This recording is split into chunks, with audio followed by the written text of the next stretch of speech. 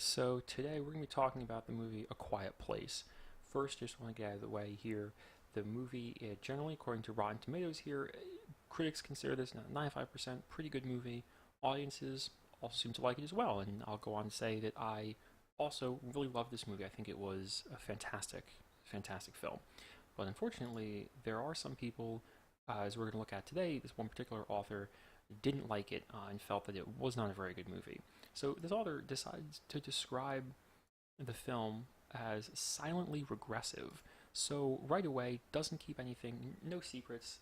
This author lets us know that they don't like this film from the beginning. They don't think, and I think that's a fair assessment because to call something silently regressive, you're usually not saying that in a positive way. You're not. That's not high praise for a film. And so what I want to do is I want to go through this article a little bit here and talk about some of the points that he makes and how, as you'll see as we go through, criticisms are valid, but I think that you can't have criticism with no substance, and I think this is kind of an issue with this particular article and kind of an issue as a whole. But we can talk about that later. So the first point, big point this author makes is compares it to the movie Get Out, saying that it's the antithesis of that film. Now, Get Out was a fantastic film. I saw it when it came out. It was excellent.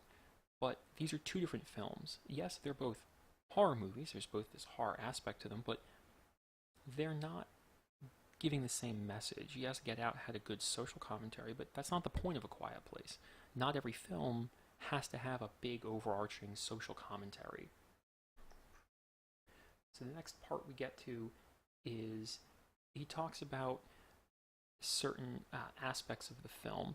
Talks about how he thinks that the surveillance that they set up in the film is high-tech wizardry, and I thought this was just a really strange description of generic video surveillance. So in the film, if you haven't seen it, this is gonna be some spoilers for the film, by the way. On their farm where John Krasinski's family lives, they have video surveillance set up. They have some few cameras in their basement. They have these screens, obviously, to view them on. I don't understand why he chooses to use the phrase high-tech wizardry here, because has he been to a Best Buy? I mean, I can go down to my local Best Buy, get a couple of run-of-the-mill surveillance cameras, and set them up in a matter of minutes. This is supposed to be a movie that takes place in the modern day. It's not outside the realm of possibility that this family set up these cameras beforehand. They live on a big farm. They have 3 children at the beginning of the film. Spoiler alert, one of them dies in the beginning. So, yes, you might want cameras to monitor the farm. See, maybe if your children are out and one of them falls and hurts themselves, you want to be able to see it on camera and say, go and help them. So, again, I don't think it's high-tech wizardry as to really, or you don't have to really suspend disbelief that they have a video surveillance system. As for the lighting system, sure, that took time, but again, this is also a movie and a work of fiction, so there is a little bit of amount of suspension of disbelief, but to be amazed at the video surveillance, I think, is a little far of a stretch. Now, he does go on to talk about the characterization of the different characters, and mentions that we don't get any of that, and longs for interior monologues or anything to kind of give us more of an idea of who these people are as characters. And that's fine. You can want more story to your characters, but that wasn't the point of this film. The point of in A Quiet Place, the plot is that these supernatural entities that are chasing them, or that are a present threat, only respond to noises, so they have to be very quiet. And the whole idea of having interior monologues, it's generally considered, I think at least, that excessive narration or characters that are constantly monologuing is a bad thing. That's like a bad filmmaking strategy. You don't want there to just be endless amounts of dialogue and endless amounts of characters narrating their every thought.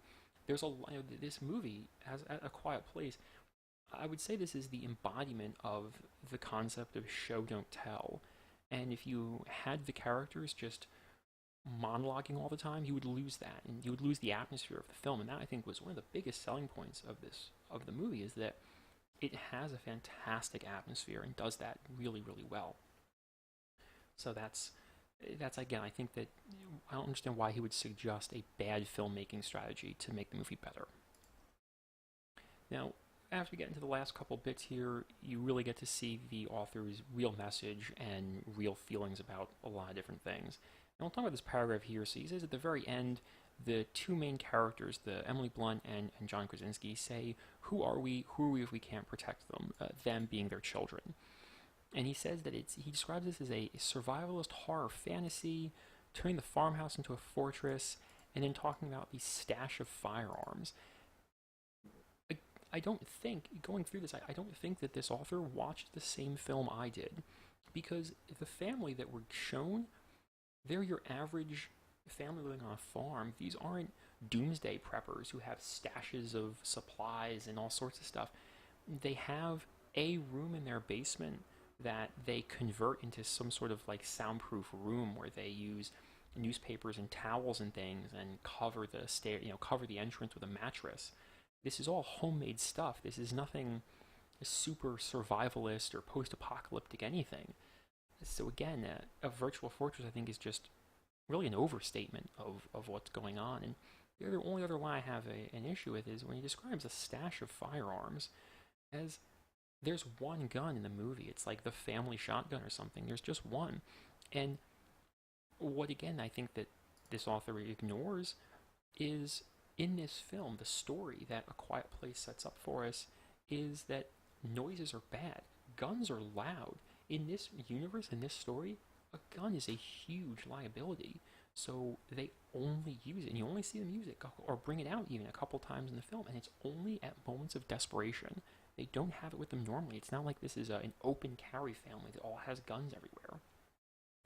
So finally, the last point that he makes, and then the last point that I want to touch on, because I think it's one of the most important ones, is this concept here when he talks about the significance of when two white characters commit suicide by noisemaking.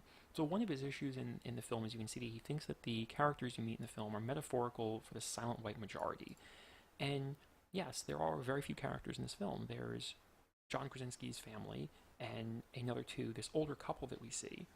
And when he goes to talk about the two men who do suicide by noisemaking, so the first character we see this is this older man who is seen burying a woman.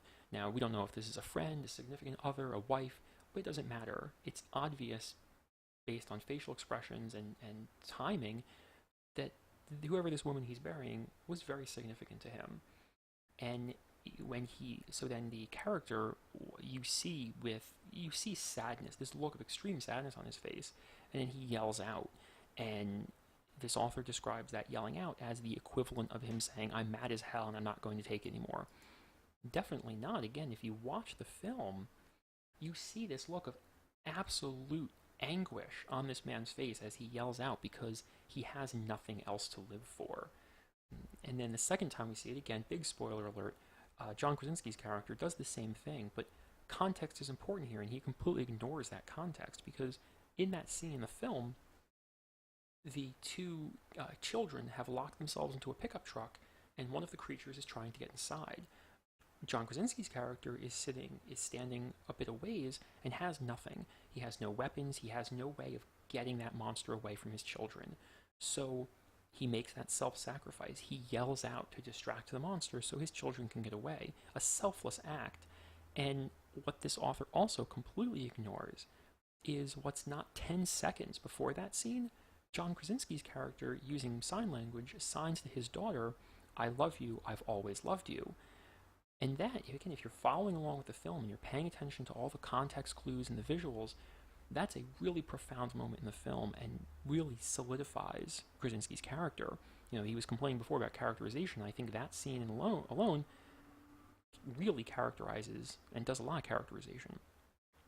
So, to conclude my thoughts on this real quick, there's nothing wrong with criticism. You're allowed to not like something. Obviously, not everything is for everyone, right? But especially when you're criticizing something, though, you need to have substance. I think you need to have a reason for your argument. You can't just say, "Well, this is bad," and leave it at that. Well, why is it bad? Now, I don't think this is a bad author by any stretch of the imagination, but I do think that and I think that there are big points that he brings up, but at the same time doesn't develop any of those thoughts, doesn't make those points. I'll really say that an article should be longer, but I think in this case there is more that they want to say, and there is more they could say. And by just giving these brief little quips, they're taking the entire, say here where he talks about the silent white majority and all that, and it sounds like he's trying to talk about the problem of, say, just the lack of racial diversity in Hollywood movies, like the lack of casting. Well, that's great. You're right. That is an issue, but talk about that issue. Don't just leverage. Don't just take that entire issue and place it on the shoulders of one movie. There's a much bigger discussion to be had, and you should have that discussion, not just leave it as a tiny little one-liner. But anyway, so yeah, that's all I have. Just something short I wanted to talk about. There's other articles I found that have kind of similar tone to them. So if this does well, if people like this, then definitely I will do another one. But until then, I hope you enjoyed A Quiet Place. If not, please go watch it. It's a fantastic film. And let me know what you think, and I will see you all later.